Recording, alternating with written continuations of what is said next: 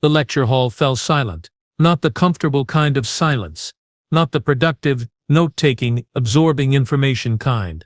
This was the suffocating, prey-animal sensing predator kind of silence that made my secondary breathing spiracles close involuntarily. I am Instructor Venix of the Galactic Military Academy, 4th Tertian Division, and I had just asked what I thought was a simple question to the 3 humans sitting in the back row. Why, I repeated, my voice translator crackling slightly, do you 3 consistently remain so quiet during tactical scenarios? The human in the middle, a female with copper-colored head fur tied back in what they called a ponytail, looked at the other 2. Her lips pulled back slightly.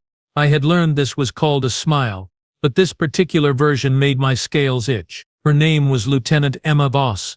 Do you really want to know, sir? She asked, her tone perfectly respectful. Too perfectly respectful. The other cadets, representing 17 different species across the auditorium, shifted in their seats. The Kreshnar to my left made a nervous clicking sound with his mandibles. Even Commander Threll, my co-instructor, a veteran of 43 campaigns, suddenly found his datapad extremely interesting. I asked the question. Lieutenant, I said, maintaining my professional composure despite the growing unease in my thorax. The human to Emma's left, Corporal Jake Morrison, let out a sound that humans call a laugh. Short, sharp. It sounded like a warning bark. Sir, we sit quietly because our instructors typically don't appreciate what happens when we don't, he said. The third human, Private First Class Devon Park, nodded slowly. They asked us to stop offering suggestions during the simulations. I felt my neck scales flatten. That was at basic training, was it not? This is the academy. We encourage tactical input from all cadets. I gestured broadly at the room. Your fellow students regularly contribute to scenario analysis. Yeah, Emma said, that smile getting wider. But they're not us. Arrogance. I had been warned about human arrogance. Lieutenant Voss, perhaps you would care to elaborate on what makes human tactical analysis so special that we poor instructors cannot handle it. My sarcasm was deliberate, meant to deflate her ego. She exchanged another look with her companions. Something passed between them, something that made my experienced combat instincts scream at me to change the subject, to move on, to pretend I had never asked. I did not listen to those instincts. That was my first mistake. Pull up our combat logs, Emma said simply, from the preliminary exercises. Then maybe you'll understand why we've learned to keep our mouths shut. Commander Threll's head snapped up. Cadet, that is highly irregular.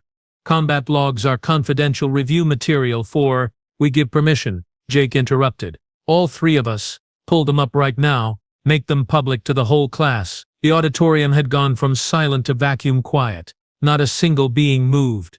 17 species, over 200 cadets, and not one dared even breathe loudly. I felt my authority being challenged. Very well, I said, my claws dancing across my command interface. Since you 3 are so confident, let us examine your preliminary combat simulation results. Perhaps we can all learn something about humility. That was my second mistake. The holographic display activated above the lecture pit. I pulled up the first file, a standard small unit tactics scenario. The objective was simple enough. A 4-person team must extract a high-value target from a fortified position. Standard academy entrance evaluation. Most cadets took 45 minutes to an hour. The record, held by a Thracian combat prodigy, was 22 minutes. I opened Emma's log. Completion time, 4 minutes, 37 seconds. The room exploded in disbelief. Cadets shouted, argued, insisted there must be an error. Even Threll leaned forward, his 3 eyes widening in shock. There must be a malfunction in the... I started. Play the recording, Emma said quietly. That smile was completely gone now. Her face had become something else entirely, something calm, something patient, something absolutely terrifying. I played it. The simulation began standard enough. Emma and her team materialized at the drop point, 2 kilometers from the target building. They were equipped with basic rifles, 1 medical kit, and standard armor. The enemy force consisted of 35 hostiles with superior positioning, automated defenses, and heavy weapons. What happened next made me question everything I knew about small unit tactics.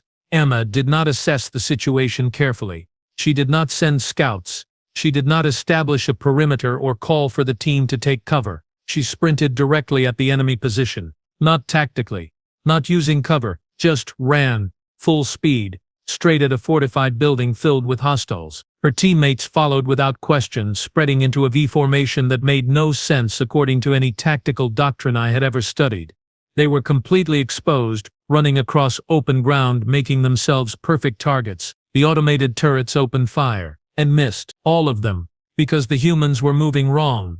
They were not running in straight lines or predictable patterns. They were moving in organized chaos, each sudden direction change perfectly timed to where the targeting systems predicted they would be, not where they actually were. Impossible, breathed the Kreshnar cadet behind me. Nothing moves like that. Nothing biological can process and react fast enough to. The humans reached the outer wall. No breach charges, no careful entry planning. Emma simply kicked the door. The reinforced security door, rated to withstand plasma charges, shattered off its hinges. Death World gravity, Jake's voice came through the recording, sounding almost bored. Everything here is made of tissue paper. They flowed into the building like water flowing downhill, like predators who had done this dance 10,000 times before. The enemy hostiles never stood a chance.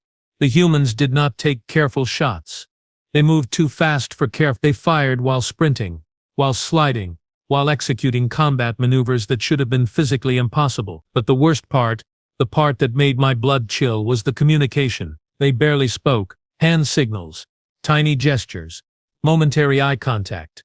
They moved like a single organism with 4 bodies, each knowing exactly where the others would be, what they would do, how they would react. The high-value target was secured in 4 minutes. The humans were extracting in 4 minutes. 30 seconds. Total enemy casualties, 35. Total human casualties, 0. Not even a scratch. The recording ended. The auditorium remained silent. I stared at the 3 humans in the back row. They stared back, their faces unreadable. This, I finally managed, must be an anomaly. A lucky run. The simulation may have had reduced difficulty settings for preliminary evaluation. Pull up Jake's log, Emma said softly. I did. Different scenario. Urban warfare. 12-person hostile force in a civilian area.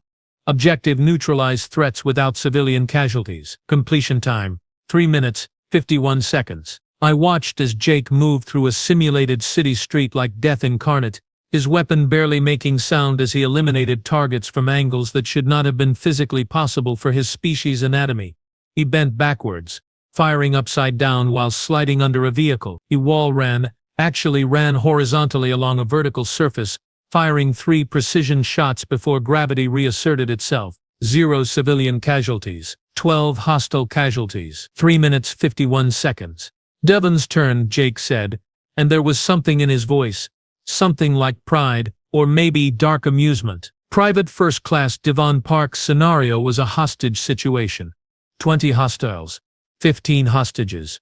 Enclosed space. High risk of collateral damage. I almost did not want to play it. I played it anyway. Completion time: 2 minutes, 14 seconds. Devon entered the building through a 3rd-story window, free climbing the exterior wall without equipment. He dropped into the room where the hostages were held, landed silently despite falling 9 meters, and before the first hostile could turn around, Devon had already eliminated 6 targets. With a knife. The recording showed him moving between enemies like a shadow. Each strike perfectly placed, each movement economically efficient. No wasted motion, no hesitation, no mercy. The hostages were secured and evacuating while Devon calmly walked out the front door, stepping over the bodies of 20 hostiles, not a drop of blood on his uniform except the enemy's. 2 minutes, 14 seconds. I stood there, my teaching notes forgotten, my lesson plan irrelevant, staring at 3 humans who sat quietly in my class, day after day, never offering suggestions, never speaking up during tactical discussions. You understand now? Emma asked, and her voice was gentle, almost kind. The way you might speak to a child who had just learned a difficult truth. I struggled for words. You have been sitting in my lectures about basic small unit tactics, about textbook flanking maneuvers, about standard breach procedures. And you 3 have done this. We tried to help at first, Jake said, leaning back in his chair. Back in basic. First week an instructor was teaching ambush response. He was explaining the standard protocol. Take cover. Assess. Establish communication. Organize counterattack. Standard procedure. I said weakly. Sure, Jake continued. Standard for species that did not evolve running down prey across open grasslands for days at a time. Standard for species whose planet did not try to kill them every single day. Standard for species who think of combat as a specialized activity rather than just another Tuesday. Devon picked up the thread.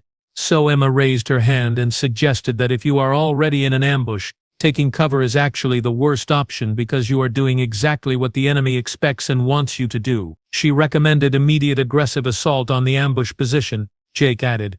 Hit them before they can adjust, use their own surprise against them, turn the ambush into a fair fight and then finish it before they realize what happened. The instructor, Emma said softly, did not appreciate the suggestion, called it reckless, suicidal, tactically unsound. What happened?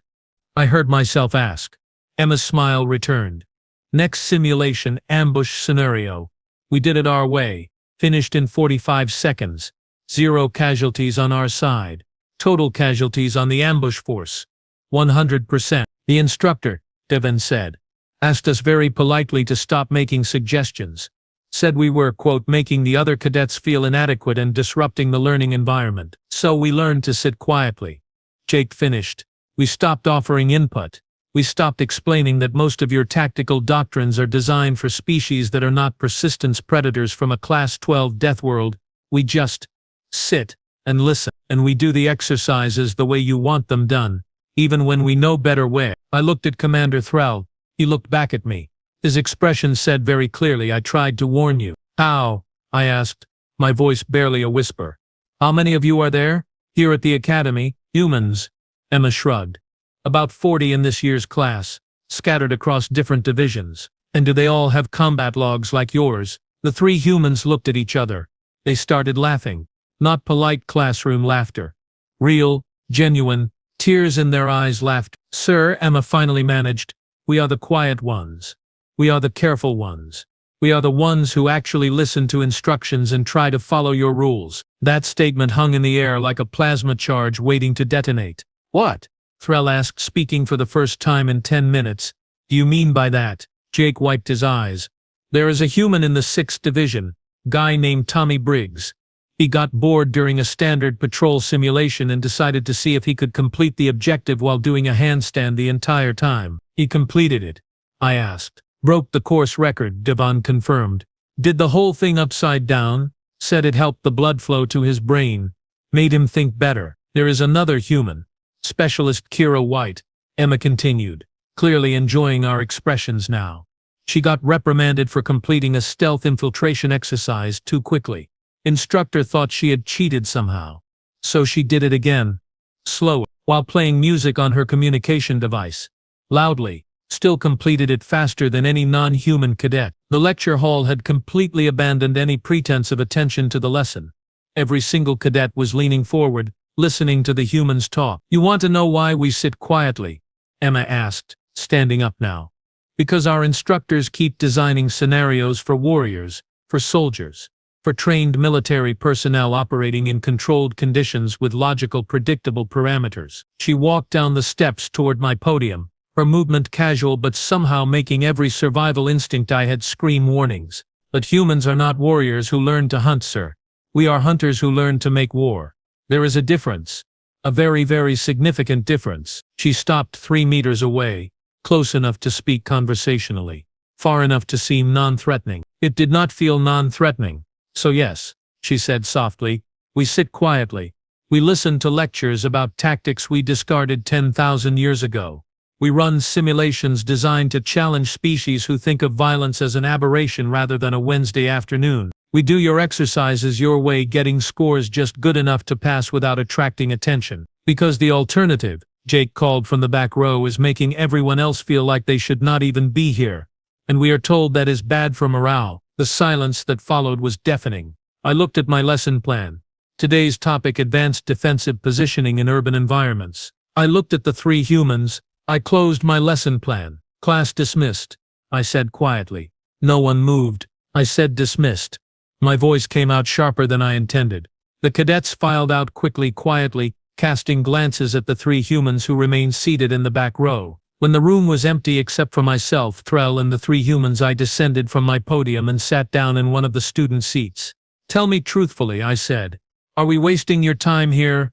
The question hung in the air for a long moment. Emma tilted her head, considering my question with what appeared to be genuine thoughtfulness. No, sir, she finally answered.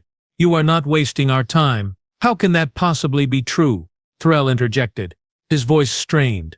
We just watched you three complete exercises in a fraction of the time, with methods that render our entire tactical curriculum apparently obsolete. What could we possibly teach you? Jake stood up, stretching in a way that made his joints pop audibly. The sound made me flinch. You teach us patience, he said. You teach us how to work with non-humans. You teach us how to think like species who did not evolve the way we did. That is actually incredibly valuable. Devon nodded, joining his companions as they walked down toward us. Back on Earth, in human militaries, we train against other humans. We know how humans think, how humans move, how humans fight. But out here, he gestured broadly, we need to understand how the rest of the galaxy approaches combat, because someday we might need to fight alongside them, or protect them, or against them. Emma added quietly, and the temperature in the room seemed to drop several degrees. I swallowed, my throat suddenly dry. Is that a threat, Lieutenant? No, sir. Her expression was completely serious now. It is an acknowledgement of reality. Humans have been fighting each other for our entire recorded history.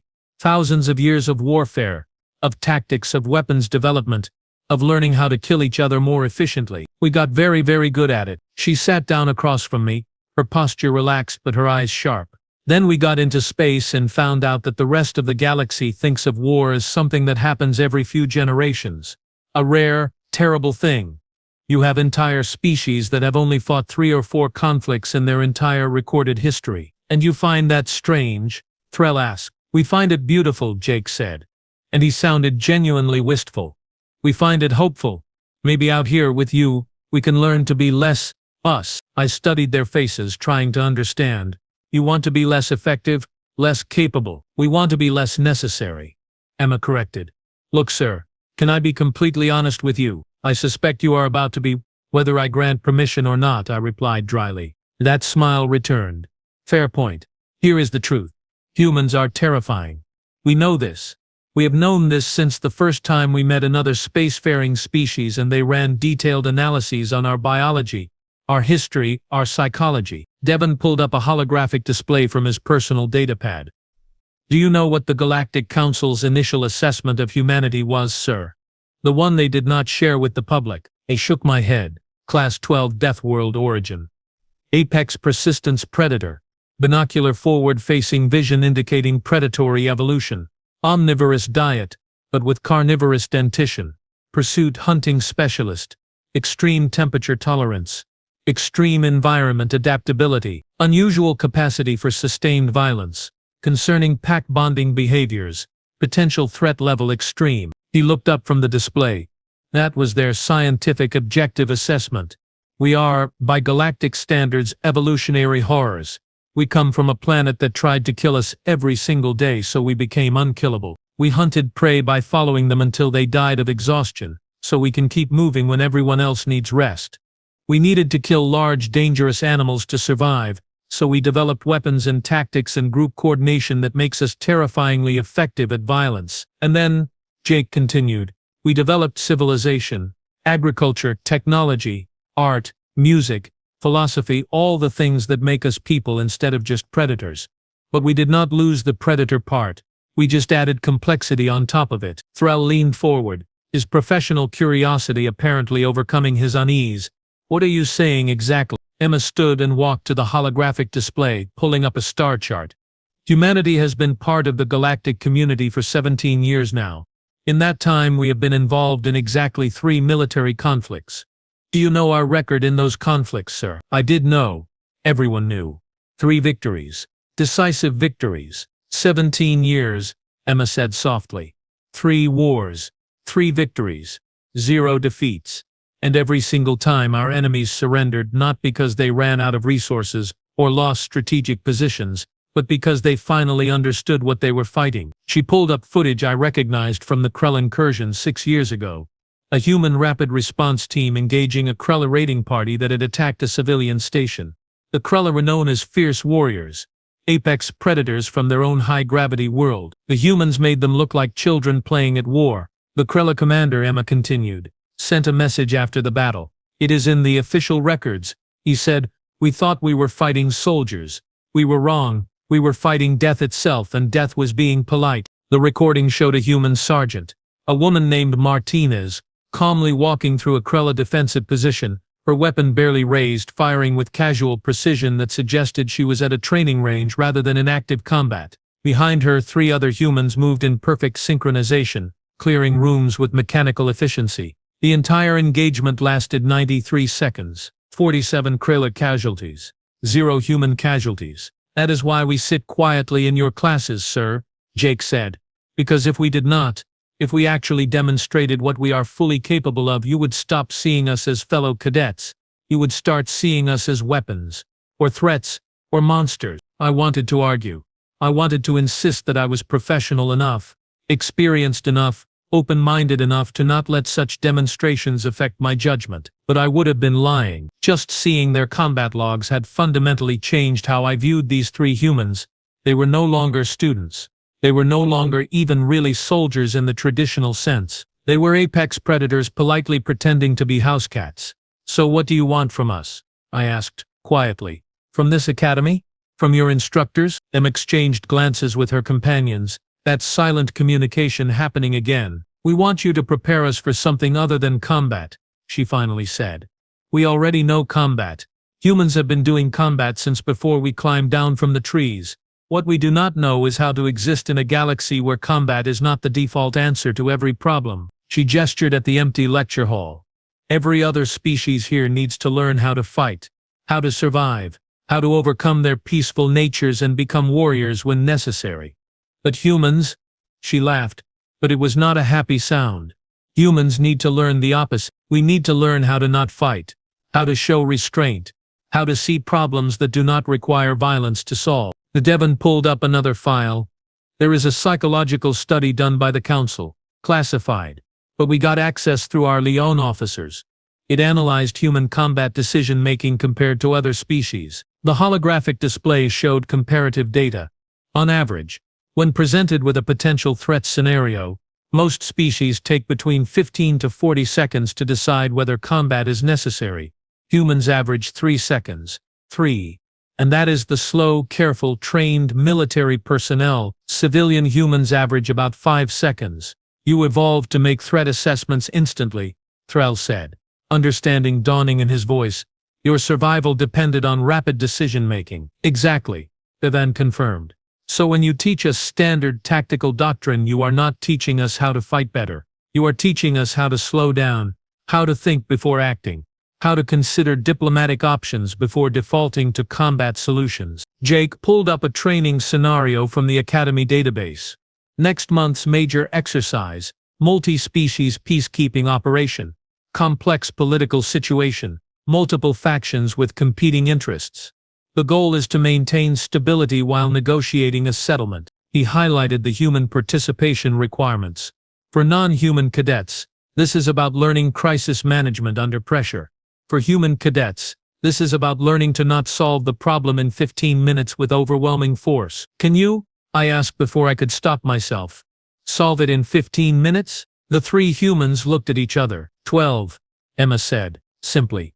"We ran the scenario during prep time. 12 minutes from deployment to complete resolution." "How?" Thrall demanded. "We identified the faction leaders, isolated them from their support structures, demonstrated overwhelming tactical superiority without actually harming anyone, and negotiated surrender terms from a position of absolute dominance." Jake recited as if reading a grocery list. "Standard rapid dominance doctrine. Shock and awe. Make resistance seem pointless, make cooperation seem wise." "But that is not peacekeeping," I protested. "That is conquest." "Exactly." Emma's voice rose with passion. "That is exactly the problem.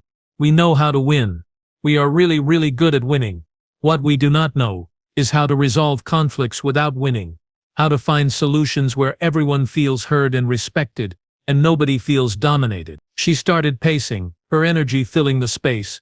"Do you understand what it is like, sir, to know that you could end any conflict, solve any problem, overcome any obstacle with the application of sufficient violence, and then to have to not do that. To have to sit there and let situations develop naturally, let negotiations take their course, let diplomatic processes work when every instinct in your body is screaming at you to just fix it. Her voice cracked slightly.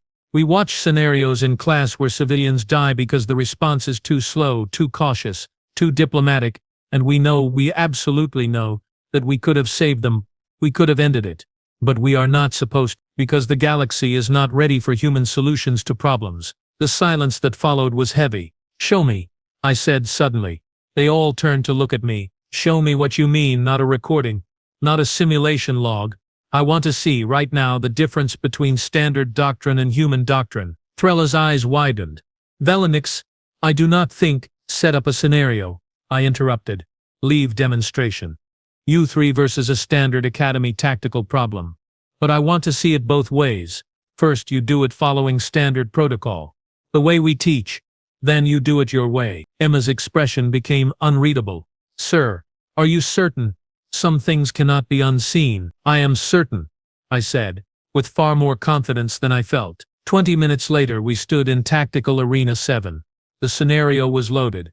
Hostage rescue urban environment, multiple hostile forces, civilians in the crossfire. Standard fourth-year final exam scenario.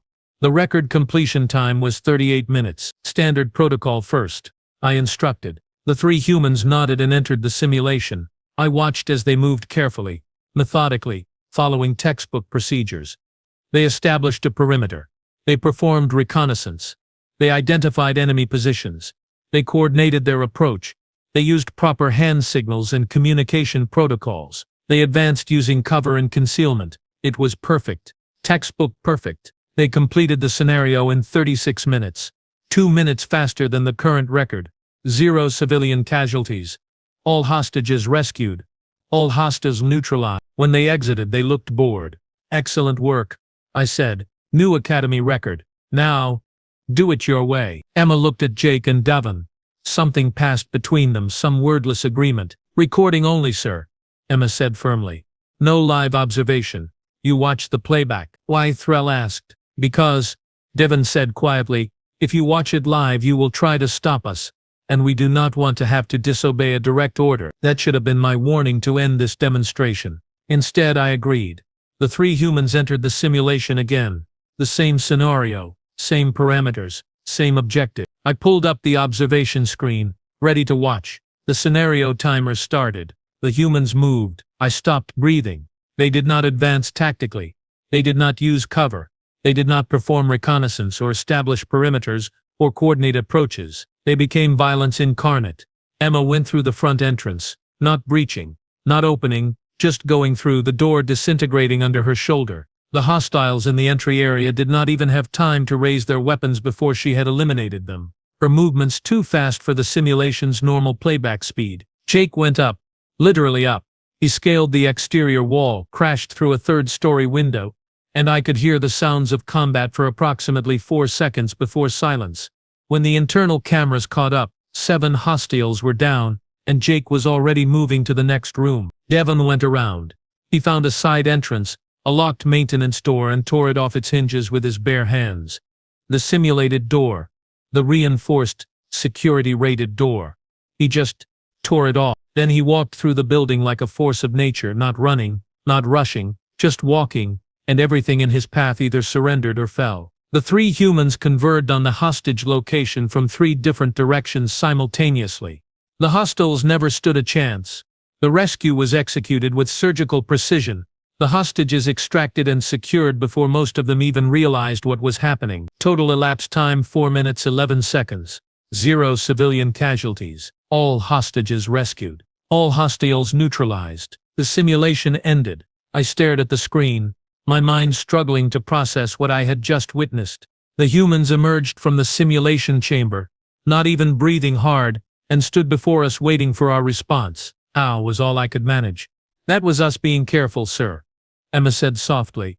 That was us following rules of engagement, avoiding collateral damage, prioritizing civilian safety. That was us showing restraint. Restraint, I repeated numbly. Yes, sir. If this was actual combat, real enemies, real stakes, and we did not have to worry about civilian casualties or proportional response or rules of engagement. She paused. 2 minutes. Maybe less. Threll had gone completely still, his 3 eyes fixed on the humans with an expression I had never seen before. It might have been awe, it might have been terror. Possibly both. "This is why we sit quietly in class, sir," Jake said, his voice gentle, almost apologetic. "Because this is what we are. This is what humanity brings to the galaxy. And most days the galaxy does not need this. The galaxy needs diplomats and engineers and scientists and peacekeepers. But you keep us in your schools anyway," Devon added. "You train us in your tactics, your protocols, your doctrines. Not because you think you can make us better at violence. You cannot. We have that mastered. You train us because you hope you can civilize us, teach us to be part of something larger than ourselves." Emma stepped forward, and despite everything I had just seen, her expression was kind. "So we sit quietly, sir. We listen to your lectures. We do your exercises, your way even when we know better approaches. We learn patience and restraint and cooperation. We learn to see our fellow students not as potential threats or competition, but as future comrades who we might fight beside someday. Or more importantly, who we might not have to fight at all." She smiled, and this time it was genuine, warm, completely human. "You asked if you are wasting our time. You are not.